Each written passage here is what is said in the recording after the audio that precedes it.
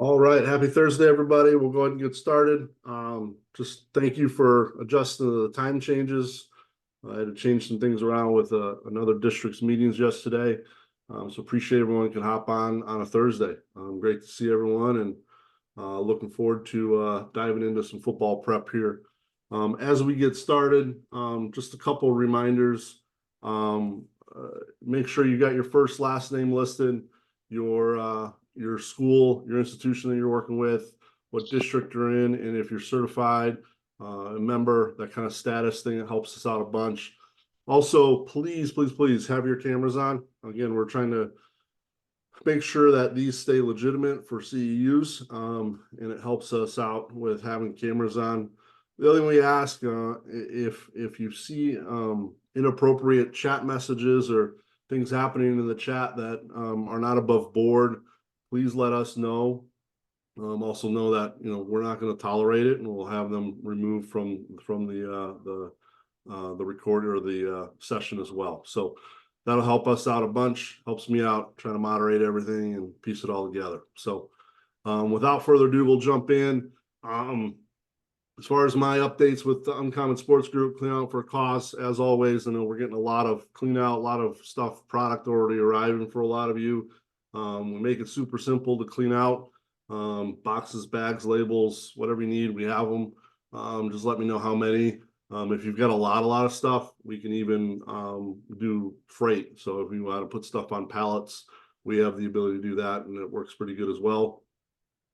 Just as a reminder, we also have a new program, Locker Room Direct Surplus. It is basically any of you that have run an equipment sale before, or surplus sale, and it's been a nightmare for you in the past, or you just don't have time to do it. We have a digital version for that that we can run for you. Pretty easy to do, and very successful for those who have already done it. So feel free to reach out. Spring Scholarship is coming up here soon, so please notify your student managers. It'll be deadlines coming up here. I think within basically 24 hours after the end of this call. So make sure you go ahead and let your student managers know about that scholarship opportunity.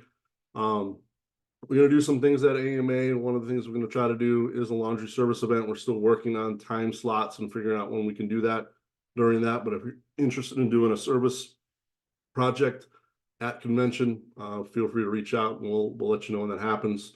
The last thing happening for us is we have our Christians Working in Sports Conference in June 21st, 22nd. And we are having quite a few co-managers sign up for that. So it'll be a good group of folks joining us for that. So without further ado, we'll jump in today. Again, I said it a couple times, 3 times. I'll put it up here. Please make sure we have that, and know that the QR code to register for the CUs will show up at the end, so we can all have that available for us as well. Upcoming sessions. We've got one more session coming up here at the end of May, and then we jump right into AMA convention. So we'll see you guys here very shortly as far as that, and we'll post the upcoming sessions coming out of AMA once that's done. Again, if you're interested in being a mentor or mentee, this is always on the table. Please reach out to Jalen or Katie. They'd be glad to help you kind of get set up with the next steps there. But definitely a great program, and helps the strength of the organization with both helping the young aspiring managers, and then also helping those of you guys that have been in it for a while to kind of pass your legacy along, which is a big part of being a successful leader. Today's panel, got a great panel for our football prep. Justin's joining us, Justin Whitaker. Will's going to join us from I'm gonna say this right, but Solve Regina University. Blake Schulte's joining us from Boise State University, and Shane Vernarski is joining us from William & Mary. So thanks, Justin, Will, Blake, and Shane for joining us. Without further ado, we'll just get started. I'm just waiting for, I can find Blake here. I don't see Blake, but we'll go ahead and get started without him, and we'll move forward here. What we'll do is we got our questions Justin, we'll start with you. We'll go to Will and then Shane, and then kind of work our way back through on the second question. So first up is Justin. What is your current role and how long have you been working with football? Sure, thank you. Justin Whitaker, Choate Rosemary Hall at the high school level in Connecticut. I've been here for 7 years and have worked with football all 7 years, as well as all of our other sports programs. Awesome. Thanks, Will. Thanks, Justin. And Will? Will Zakauskas. I'm at Salve Regina. Wasn't that bad. D3 level here in Rhode Island. Working with football, it'll be my third fall. Second at the D3 level. Perfect. Thanks, Will. And Shane? Shane Vernarsi, Will Mary, FCS level. I've been working with football probably over 15 years now, with FBS level and FCS level experience. Awesome. Thanks, Shane. And Blake, thanks for joining us. Yeah, Blake Schulte, Boise State University, and this will be my upcoming 5th fall with working in football equipment. Awesome. Thanks, Blake. So, Blake, we'll come back to you with this next one. When does your football prep for fall camp begin? Yesterday. Okay. What are you working on already? Yeah, so we just got recon sent off earlier this week. We'll enjoy a little bit of May for some downtime, but we've been very fortunate to get some Nike packages coming in about a month ago, and they'll slowly start to trickle in May. And then June, we expect to see kind of the large dump come in, and all that's just a prep for what we're going to issue out for the fall, save for the bowl game or have ready to go day one of fall camp. Perfect. Thanks, Blake. Shane, you have when are you starting? Basically right after spring ball. Preparation is starting with our reconditioning, making sure what we have, see what inventory we have with reconditioning, if any helmets are age, and looking at that, if we had to order how many helmets and shoulder pads we had to order based on that, and kind of go from there.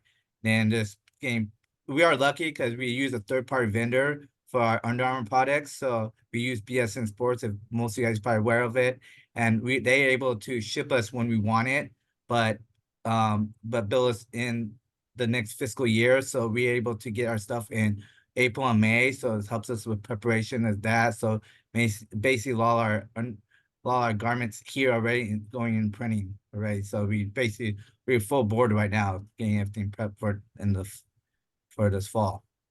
When's your spring ball end, Shane? In the middle of March. March. Okay, great. Thank you. Justin.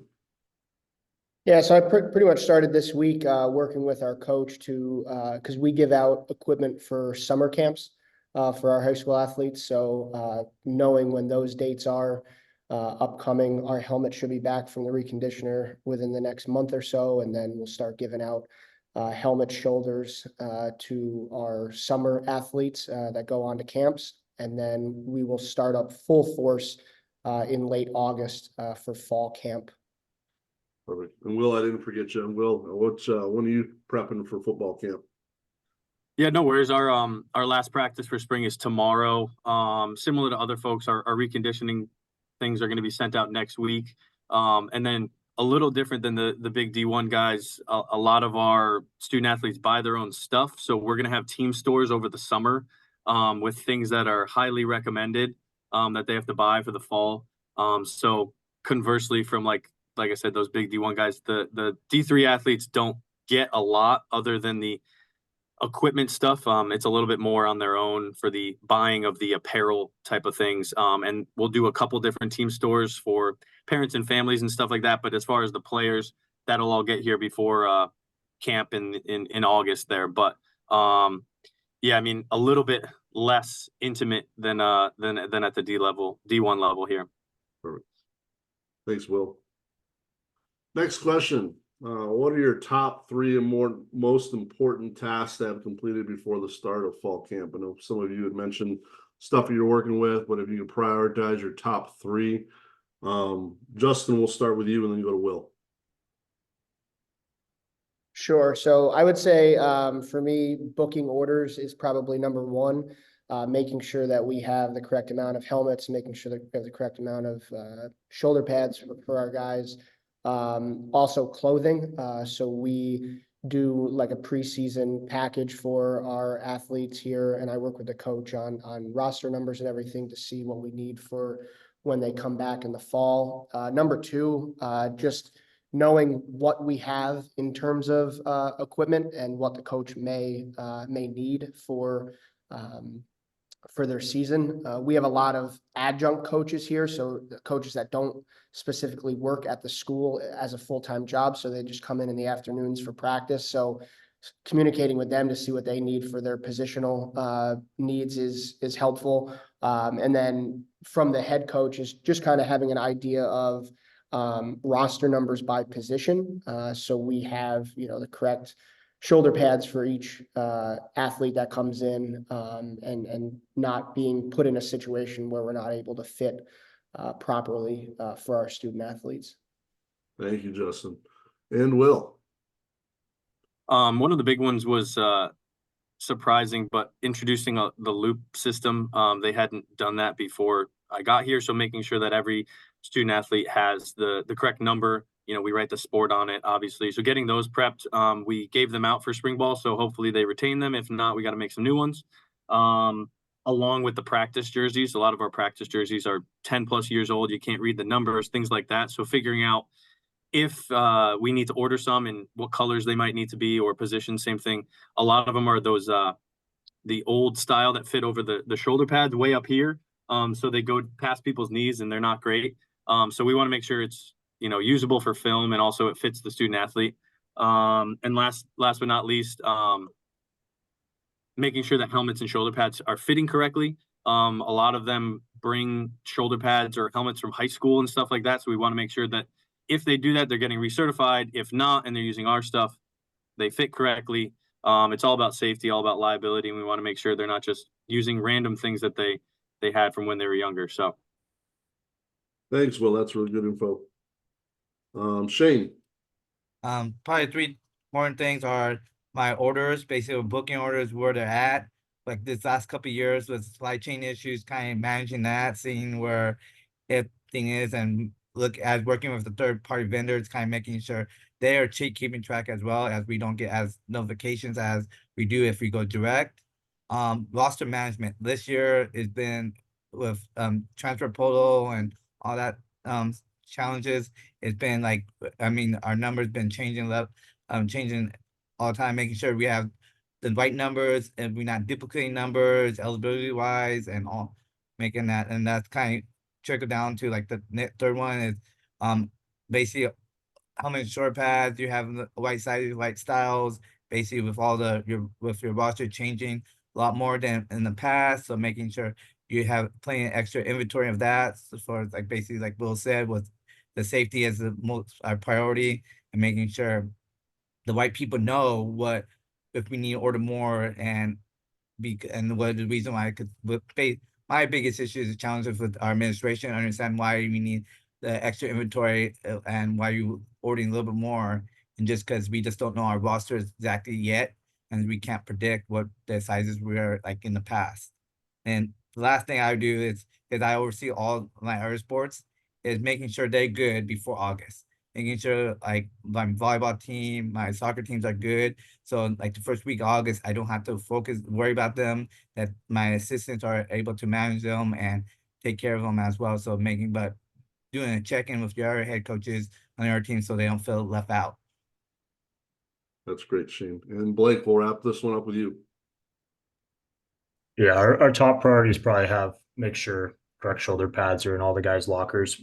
Practice helmets are the first helmet that we'll build, and then we'll go to game 1, game helmet, then game 2, then game 3, game 4, and just have all of them built, ready to go so that we can rotate them out based on some of the helmet only practices that we'll have, so we can get them kind of broken in a little bit. The other task we really try to get done prior to fall camp starting is just having our full inventory complete, checking in everything that we receive from Nike and other vendors, and making sure that they're either on the shelf where we need them in a separate storage room or whatever, boxes labeled. Because once we get the full staff of students in during the last week of July, the first thing that they start on is just, you know, creating labels, heat pressing every item of clothing for players, staff, admin, whatever we're giving out, and then working towards our game belts and our travel suits so that we're using kind of all of our time after fall camp practices to have those put together. And once season starts, we're really just in maintenance mode, but really just inventory and doing all that prep work to make sure that that we're ready for fall camp and then ready for season, because August will go by really quickly. Great. Thanks for the info, Blake. Appreciate it. We'll come back to you for the next one here. How do you handle ordering enough inventory in the necessary sizes, given the shifting of recruit? We talked about transfer portals. So this is going to affect everybody, but for those of you that it is, and for those of you that don't have transfer portal situations, you still got to worry about turnover and probably a little bit more of a budget constraint. So if you can all shed your individual light on this question, so everyone can kind of get a handle of what everyone does, it'd be great. So Blake, we'll come to you. We'll work back to Shane. Yeah, I think someone a lot smarter than me told me this a long time ago that, you know, if you replace a corner with a corner, an O-line with an O-line, and D-line with D-line, you can get fairly close on sizes. Sometimes you're lucky to get a 2X to a 2X, 2X to 3X. It's still a change and it's tough. Shoes are the worst, just because a 12 and a 12 and a half makes the world of difference to the athletes and the players. So that's a tough one to, you know, get lucky there. I think with football, we're very lucky with having a larger roster and what we can get away with ordering extra of.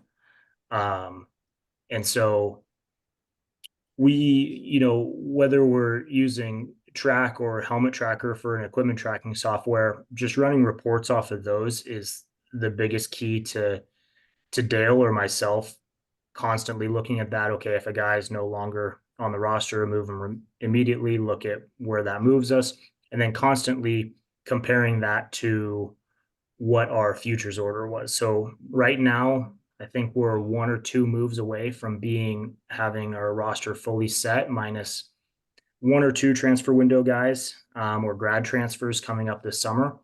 And so looking at that compared to what we ordered in October and August of last year and making sure we're, you know, okay.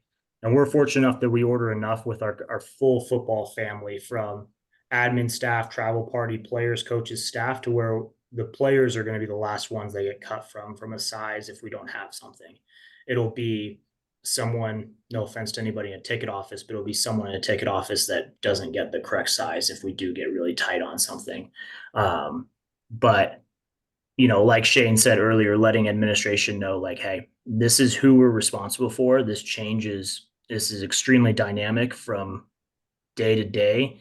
So we're just going to order extra, and whatever we have left over, congrats, you have enough to give to boosters or save for NFL boxes or whatever it may be. And that's kind of how we handle ordering enough inventory with everything being so dynamic these days.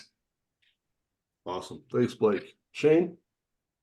This year I took a different approach just because the transfer portal and everything like that. So for my booking windows, I ordered what I knew who's coming back, coaches are coming back, and kind of go from there. And plus our unique sizes, our tall sizes, and some of those sizes for the basic stuff we know we could get in April, May, June. And then for like some of our custom colors like green is not always available. So I make sure I get ordered a little bit more of those in the booking window, just knowing that the availability of it now is gonna be less likely, said a white pair, a black shirt and stuff like that. So that's kind of where I kind of work on it now. And then I do like a fill-in order when we got our commits, once we got our commit sizes, and kind of work on that, and with the transfer portal and what we, like Blake said, like look at the numbers from the our inventory system, see who left, who incoming, and what we are short on, and try to fill those numbers up with the in a fill-in order like I'm actually doing right now, working on fill-in orders, see who's for the incoming guys and our transfer portal guys, making sure we have sizes for them for everything on that. Um, and just basically like, um, that's basically about it. Awesome. That's great, Shane. Thank you. And Will? Yeah, for us, so I mean, I'd love to do it, but we don't really do it yet. Booking window type of things. If we did, we'd have to do it as a whole athletics staff, and then for the future, it's an idea or a plan of mine. So for right now, and we'll be specific to football. Kind of back to my earlier point, we open a couple team stores over the summer, and in each individual highly recommended items, and they kind of are on their own. And if they want to buy mom or uncle a sweatshirt, they can do that as well. The team stuff that's going to be on the field is a little bit different than what we offer to the family and friends. So then I really focus on the Rydell, the shut orders, as far as helmet, shoulder pads, like everyone else has been saying, how many big guys do we need? How many skill guys do we need? Those kind of things.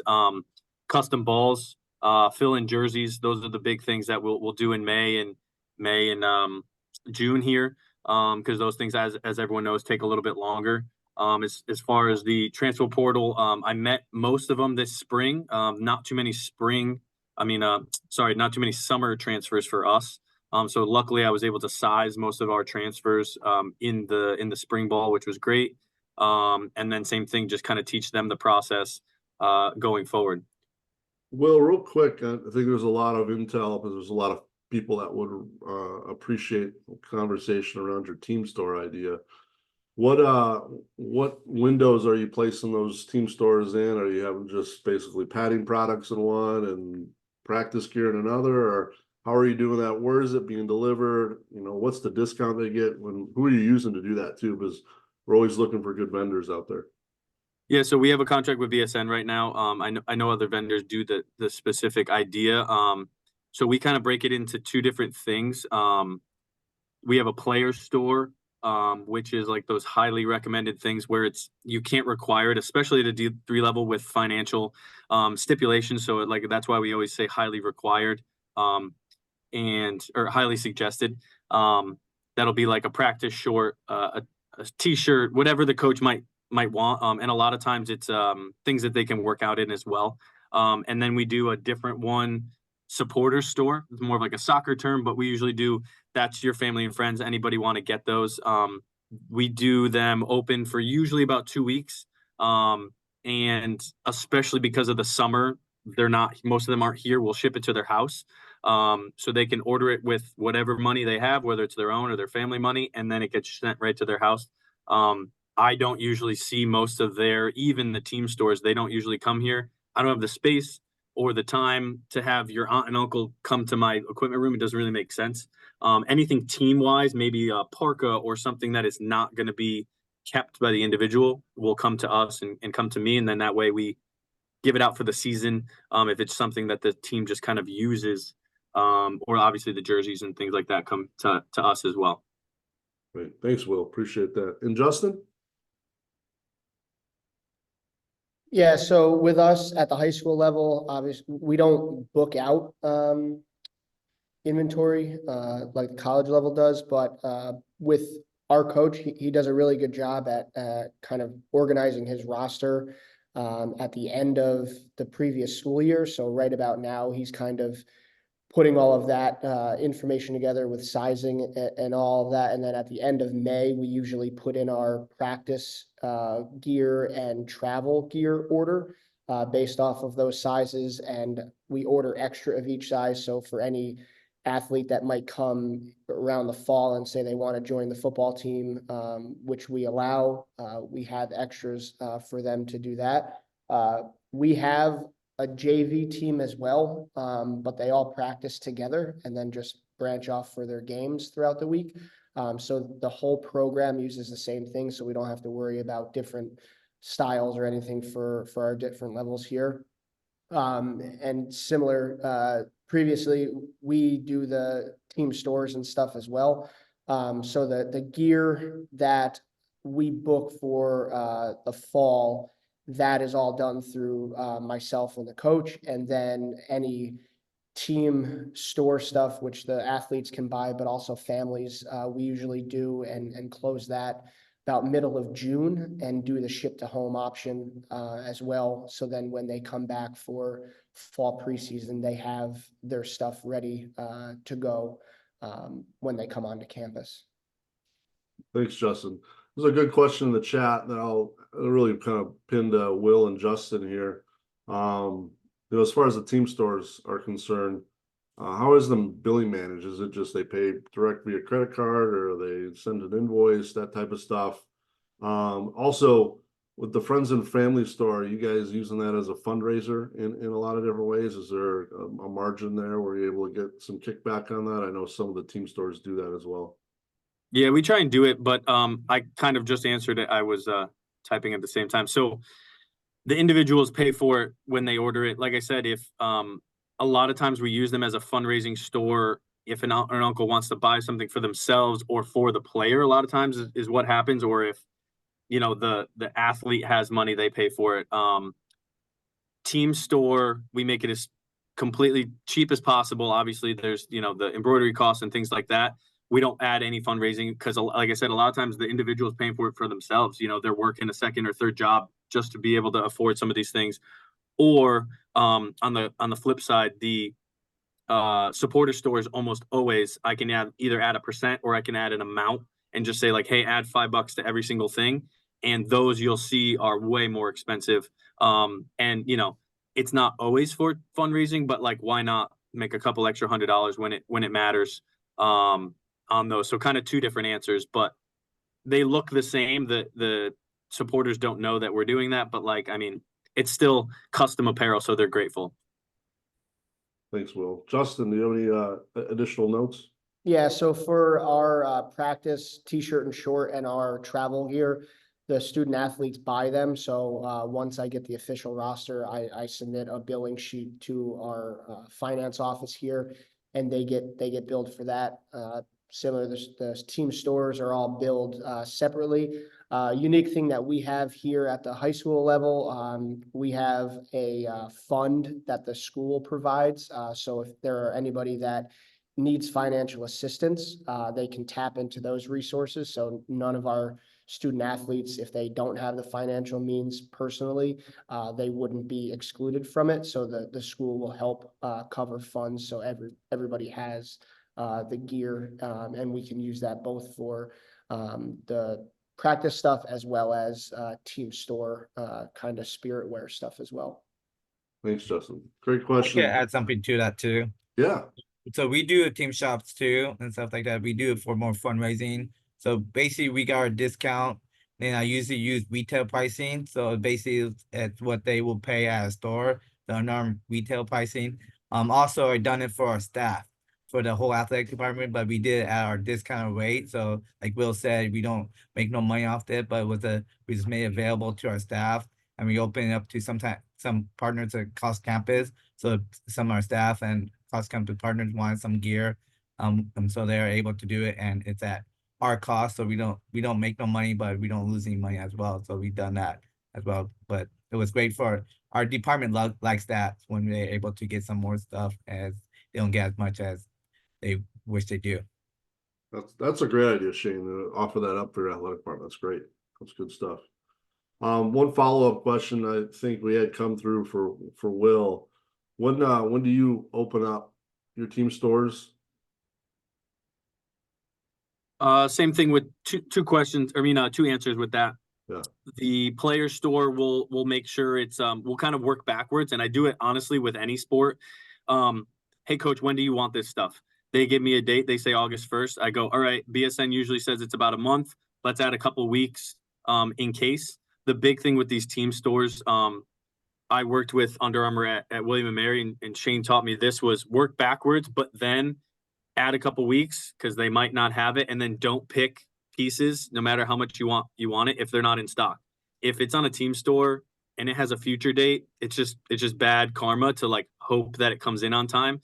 So I'll talk them out of colors, and I'll talk them out of pieces if they're brand new, and fall always gets, kind of screwed over with some of those brand new pieces that come out in the fall. And it's like, sorry, coach, I don't think it's going to be guaranteed. So we work backwards from the date that they need them, add a couple weeks, open them for about 2 weeks. Cause if you do it longer than that, people forget. kind of that fear of missing out, right? That FOMO kind of thing. You like, it's only for this amount of time. And the team stores always like send you a little update. If I only have a couple orders, I'll even say like, do you want to bump it, coach? And they might say yes or no. Keep it really short.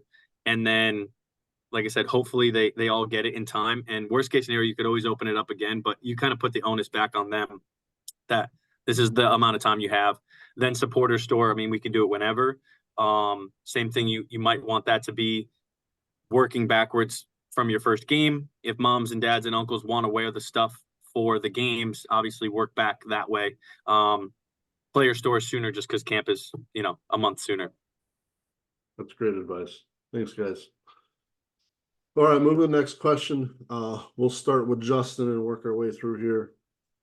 What's your timeline for ordering helmets, shoulder pads, the equipment side, balls, practice dummies, etc.? So kind of non-apparel stuff, non-footwear stuff, timeline for that ordering, that kind of stuff. And we've alluded to some of it, but if we can get into the specifics as much as possible, that'll help everybody on the call. Justin, we'll start with you. Yeah, right around now, I start looking in for my fall orders. Especially when we get back our reconditioning, which should be in a few weeks here. We'll have the full report of what might get kicked back or what we have per brand and style and stuff. So I'll know where I need to add in terms of sizing. And same with the shoulder pads. Usually I try to buy, a dozen to 2 dozen new pairs each year to clean out some of the older inventory.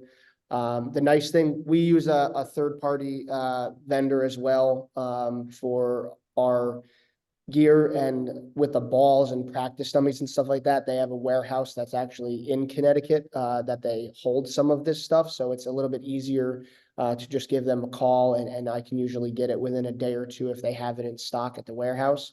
So I'm not waiting on shipping times and things like that. But for like the bigger things, we usually do with the school-wide like capital budget request. And that stuff is usually ordered right now for expectation that we have it in the fall once the season starts. Awesome. Thanks, Justin. Will? Yeah, I kind of alluded to a couple of these different things. A similar thing to Justin, we buy a set amount of shoulder pads every year, just fiscal responsibilities. Helmets, we were transitioning towards, we had a lot of older shuts. So we wanted to be either in F7s or any of the Rydels. So we had actually bought more probably this year than other years. It's also to cut down on how many different helmet stickers we might need and things like that, because they didn't really look good. They didn't fit. So I had made the recommendation, if we were able to really just have those two kind of things. And the changes in technology in the past couple of years, it was not good to have 5-6 different variations of the same helmet. Balls, we actually already got the custom balls for the fall, which was super quick. Practice things similar to what Justin said, that's kind of like a capital expense. So that's something that we would have to put a request in over the summer, like lineman shoots and all the physically bigger things, but also monetary wise. And then hope those things come in for the fall. Thanks, Will. And Shane? Usually after spring ball, I order my helmets and shoulder pads. I basically kind of alluded before is kind of know my numbers, what I have, what's gonna be aging, like the helmets of the 10-year helmets, and kind of see what helmets are in 9 or 8, year 8, 9. It's kind of go from there to kind of see what my numbers, and depends. At that time, we kind of know what our budget is. If we have 2 flight game, 1 flight game, if I could pull extra money, it depends what we if I could sneak more helmets in at that time, knowing that the next year might be more difficult to try add extra couple $1,000 in our helmet and shoulder pad order. Same thing with shoulder pads.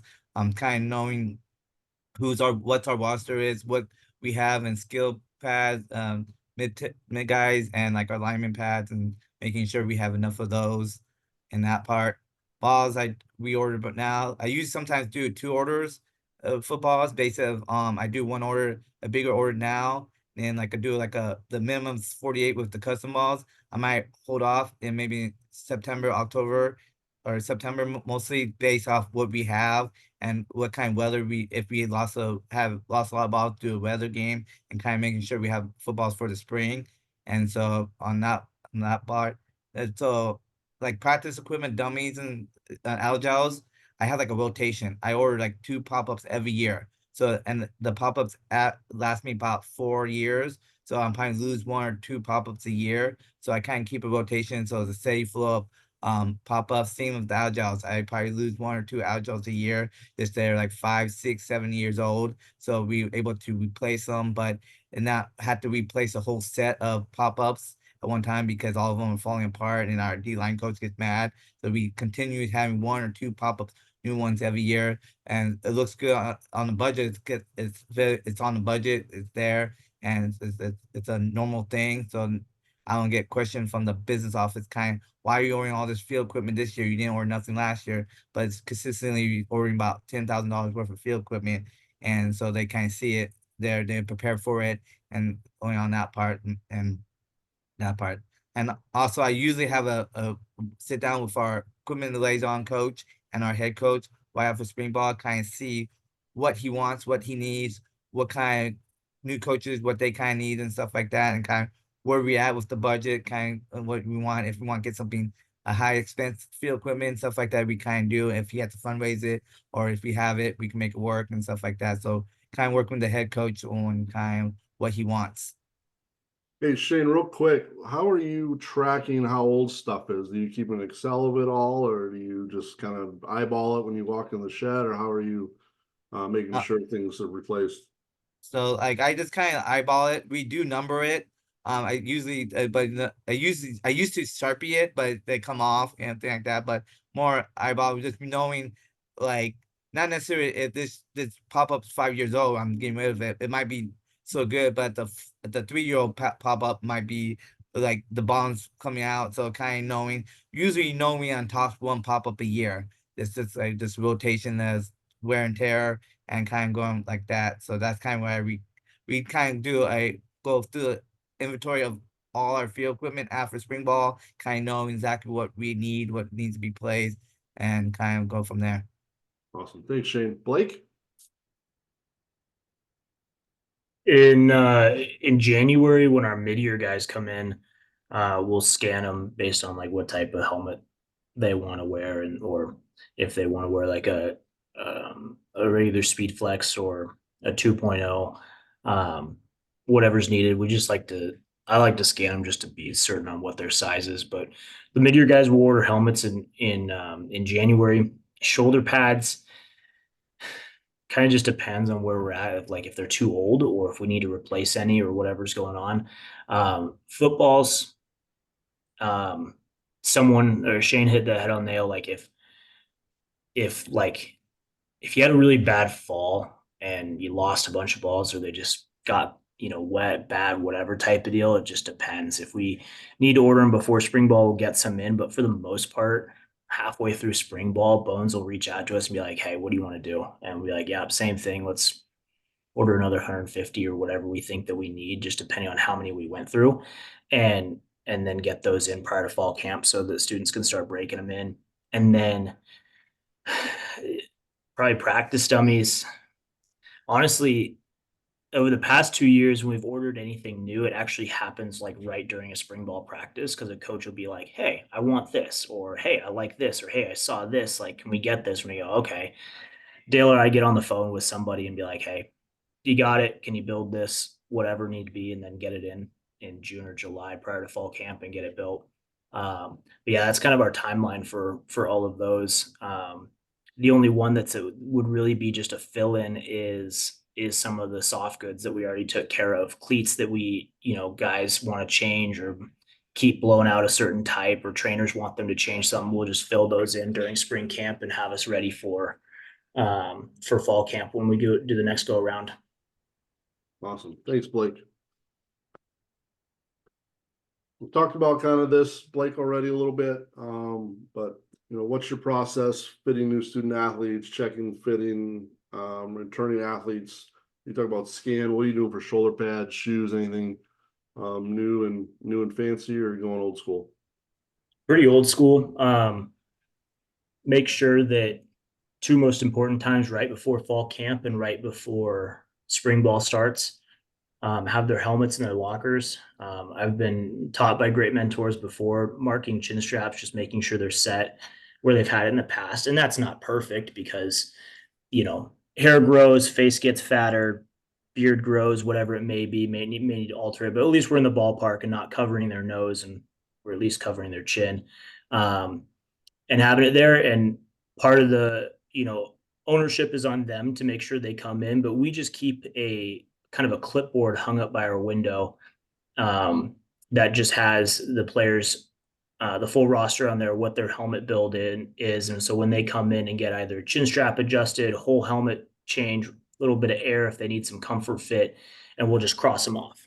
And so as we get closer to 2 days before spring practice, 1 day before fall camp, I can look at that list and be like, all right, these 5 guys have not come in to make sure that their helmet fits correctly or have not checked on shoulder pads or whatever. I can go find those guys, send them a Teamworks message, whatever, say, hey, you got to come here. Let's do this real quick.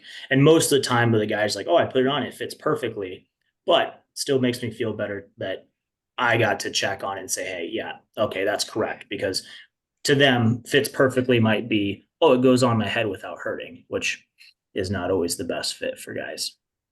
Awesome. Thanks, Blake. Back to you, Shane. Very similar to Blake.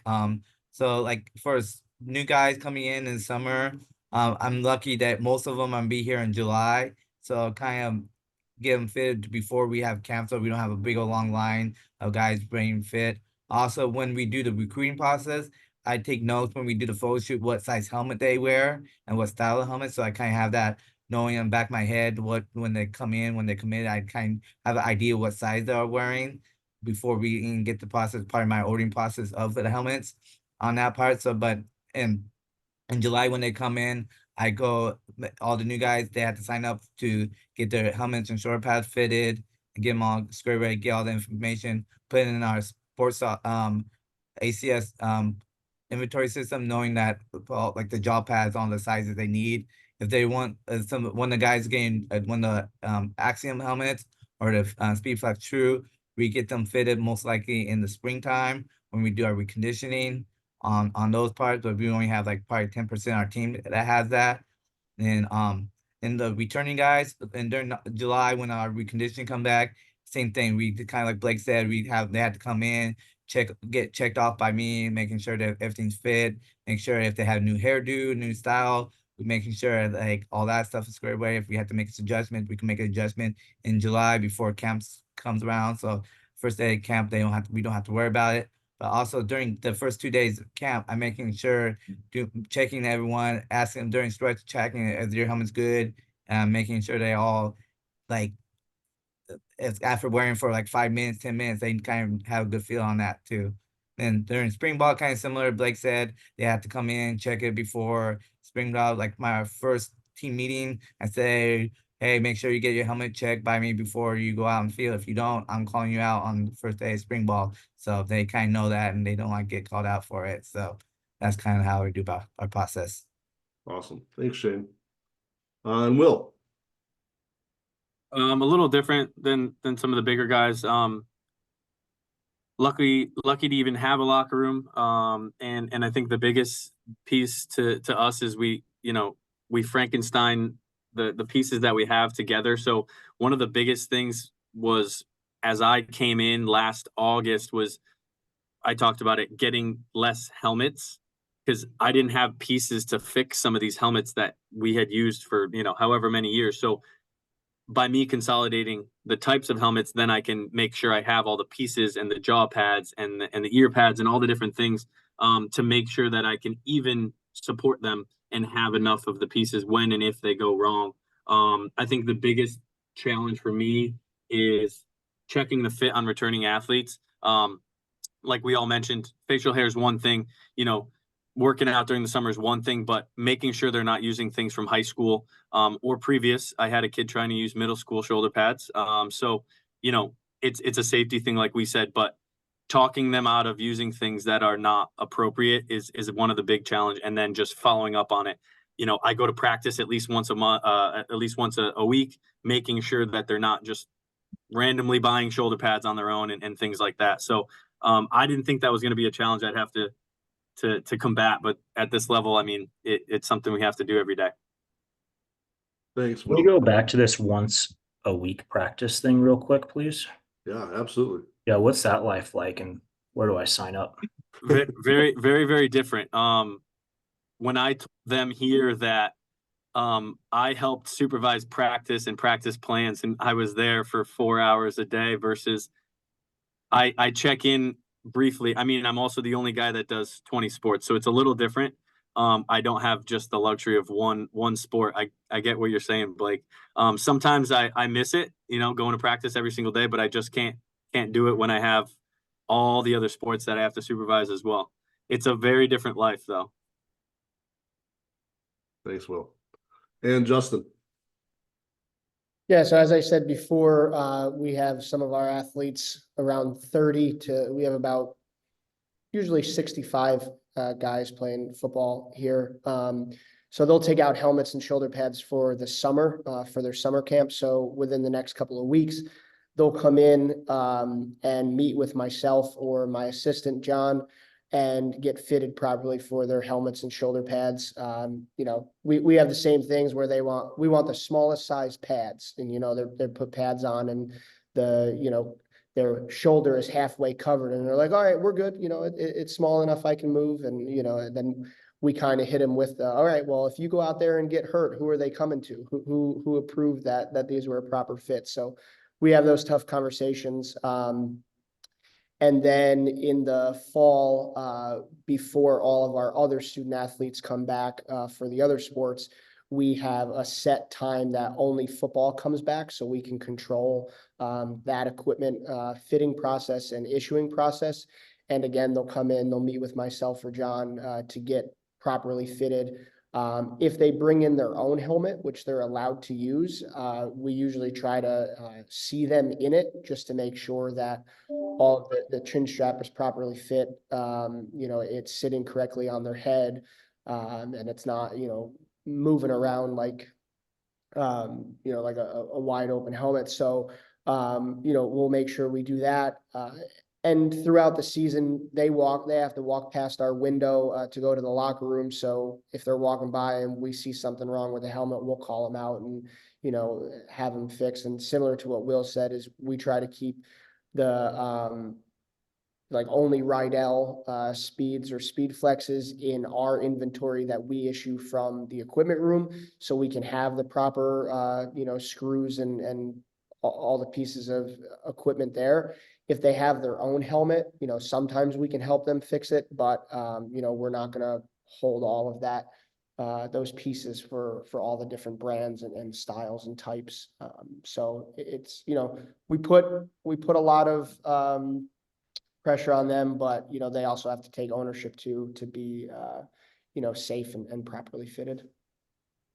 Thanks, Justin. A couple follow-up questions that came through the chat.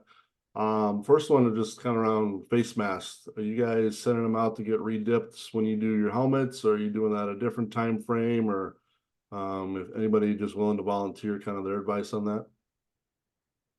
I would go. I used to get redip, but once like I found out, especially with the speed flex, with redipping is like it melts the middle a little bit and sometimes it doesn't fit perfectly. So it makes it 10 times harder to put the quickly snaps on. So and now I've been buying new face masks just because it will not fit on some of the helmets, and I don't know if anyone else had difficulty. I know Will had some times with me when he was working with me. We had some challenges when we were getting the dip face mask then versus the brand new face mask. So that's one of the challenges I had when dipping them.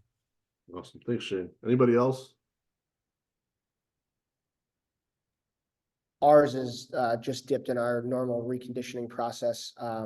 So our reconditioner says if there's any you know, metal showing, that they'll automatically redip them. So we don't have to kind of pinpoint which ones we need to get redipped. They'll automatically do it for us. Perfect. Cool. I was it was about half and half with like what Shane said, where I was just trying to get them to have the same color. We wanted all gray ones, but there was numerous accounts of white and blue and black, so just getting them to be the same color was a challenge. But like Shane had said, I don't think the shut ones had that problem as much, Shane. I think it was really the Rydell's because of the clips. After they're dipped, like one time maybe, but if they're consistently being fixed and repaired, there wasn't good feedback on that, and that's what we ended up having to do. So it was kind of a case by case basis, and it also depends on your budget. Like I said, we're in the Frankenstein kind of mode over here, so I might take some of those face masks that Shane might not, because we're a little less specific, and like I said, budget restricted. Last question, probably just mainly for Justin and Will, at least from the dialogue so far. As far as student-owned helmets, student athlete comes in with their own helmet or shoulder pad even, are you guys making them sign any liability waiver? Are you reconditioning their gear to make sure it's reconditioned properly? What's your guys' process with that? I can go first. So we allow them to use their own personal gear. We don't make them sign any liability stuff, but at the end of the season, I offer the reconditioning for them. So they'll hand it in to me. We'll label it, personal helmet with their name on it. The reconditioner will make that note in their paperwork, and then it comes back with the same tag on it for it, so we know that it's a personal helmet. But yeah, no signing of any liability waivers. Thanks, Justin. Will, do you have anything on that? Yeah, similar. I mean, there was a kid that came in today and was like, hey, I'm gonna probably buy one over the summer, and I was like, after the fall, right? So it'll be good for this year, even though they'll say it's obviously good past that. We want to take the onus off after that initial year and really make sure it's our reconditioner checking it. And from a liability standpoint, after that year one or season, obviously, even though it's your own helmet, similar to Justin, like it's going to be separate. You can keep it and retain it. But then after that initial year, we can't stop them, but we want to make sure we control who's checking it. And same thing, people that get paid more than we do to take that liability off of us and make sure that it's safe is important. Great feedback, guys. Thank you. For you, probably more for Shane and Blake on this one, but how many part-time GA interns, student managers do you guys have in your room? Are you guys having them present during the entire fall camp season, summer? What's their availability for you guys? So, Will, we'll start with, or sorry, Justin, we'll start with you and go to Will. Do you have any of these? I don't have any GAs or interns or student managers, but I have a full-time assistant, a part-time assistant, and then like a quarter person that helps out with us. So during preseason, it's myself and John, the full-time assistant, that do all of the kind of hard good sizing and everything like that. And then our other assistant will do like the soft goods and kind of do the paperwork trail of who gets what and issued equipment to each athlete as they come through for the season. Perfect. And Will? Yeah, so I'm just by myself. I'm the only full-time or part-time or anything. So most of it's going to be on the front end with the distribution and the fitting. And then I can check as often as I can. Our big focus in the equipment room here is more on the laundry side. And I do have 3 work studies on the football team. So I use them kind of as a liaison, right? So I train them how to, switch back plates or tweak things, and they can help me with some of those like physical tasks.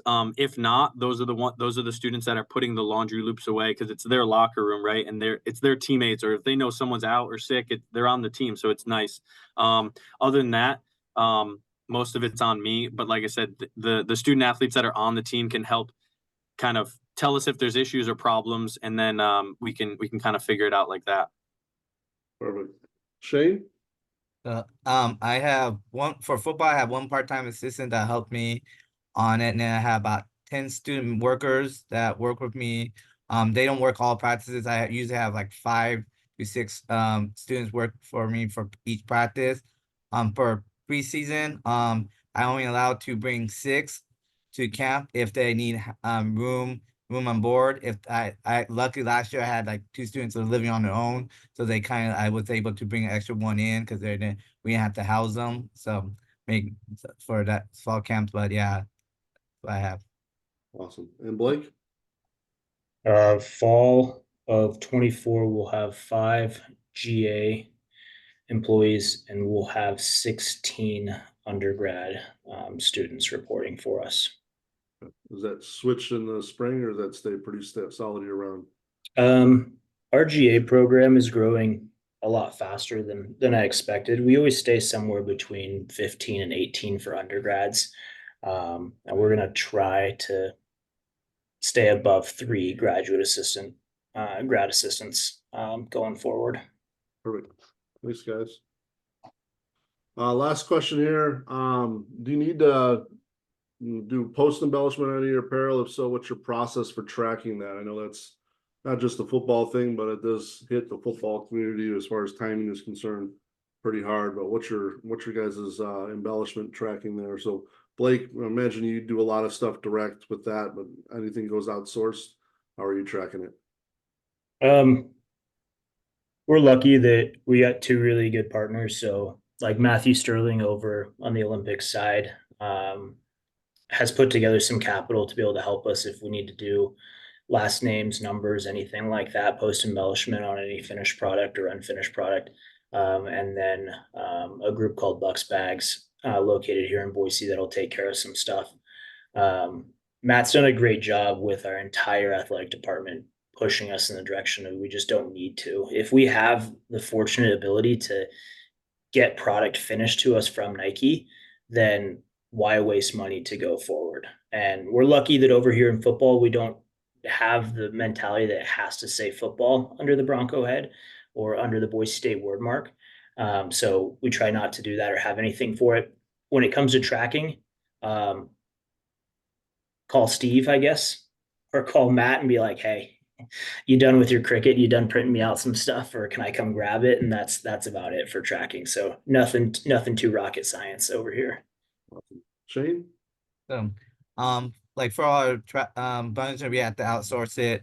We usually have 2 set of vendors. BSN has a couple of print shops that we use. We use mostly for the Olympic side of things, and use our local vendor for mostly our football side of things. Just because in June, July, it's too much for one company to handle all our printing for all our sports. So we kind of distribute it out equally. What we do is kind of have a spreadsheet kind of for all our sports, especially for our fall sports, kind of knowing when we need it, what items that we need the 1st of August, what items we need the 1st of September, kind of going from that in and trying to put everything together. And that's one of the things I'm working on now is trying to get that whole spreadsheet together. Like kind of like I told you before, we kind of have most of our stuff in now. So it's a lot of it's getting printed now. So we have a bigger time window to actually get everything printed and get in time. But yeah, so the biggest thing is we put a big old Excel sheet together and share it with our vendors and tell them this is when we need it. This is the logo. This is where the location is. And then I use that same sheet, kind of track it. Okay, 30 items went to our local print shop and on what day, and kind of do that. And then once it comes in, we kind of mark it off. So I know it's kind of in, come back. And then once the invoice comes, we kind of see it all match up together. So we kind of just use the Excel sheet to kind of track everything. Awesome. Thanks, Shane. Will? Yeah, we're trying to trend more towards that Blake or Shane model. Unfortunately, the D3 model, they blame it on the budget, but it's just a mentality really that we're trying to change as far as like nickel and diming, where my team only has 18 people. We order exactly 18 and that's it. And I'm like, what if one rips? What if what if one comes out wrong in the misprinting? So I'm really trying to get the blanks and fix it. Or like you said, some of the other folks said with the transfer portal, or, someone gets cut, or D3, we have people try out or walk on all the time. And all of a sudden, if it's like, what if they need a thing with their sport on it? So I'm trying to get them away from just the small orders for exactly the amount of teams. but unfortunately budgets are a reality.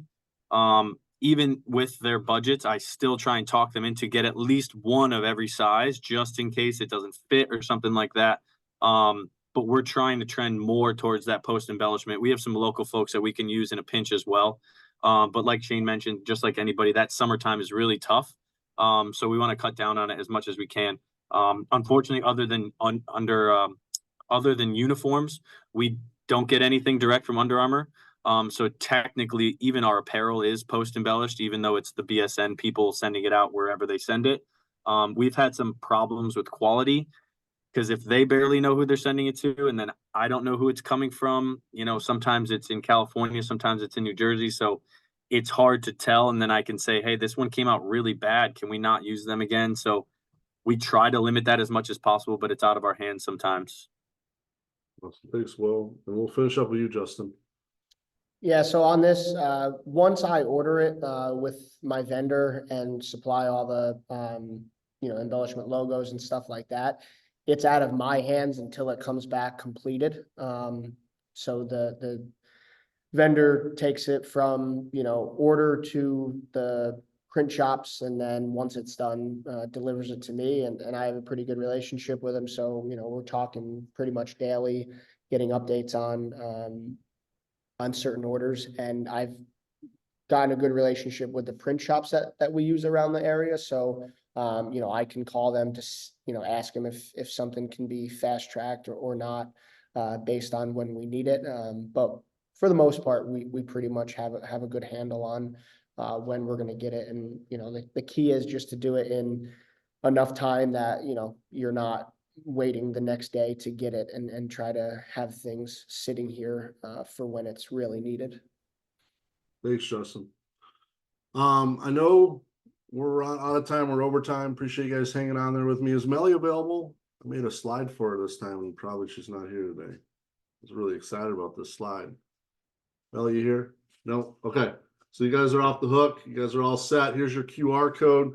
Hey guys, really appreciate you hopping on and adjusting to the Thursday schedule. It means a lot to us and being a little flexible and keeping your cameras on and such. So feel free to get your QR code. We'll get your CEUs registered. And if you need anything from us, feel free to reach out, and have a great couple of weeks here till we see you again.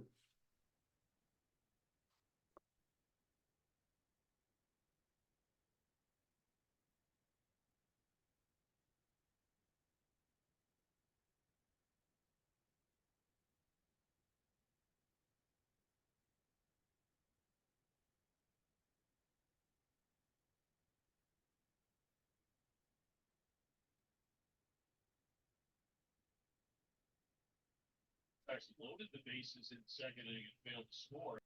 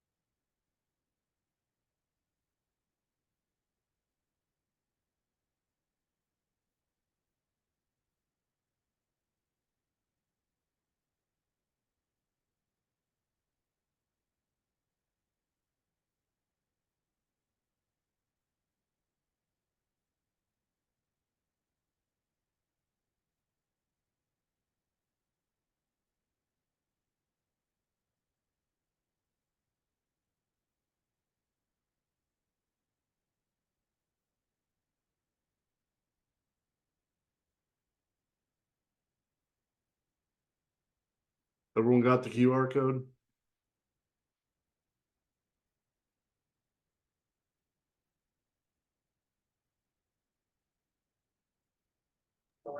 Still trying to get it to work. I'll keep it up.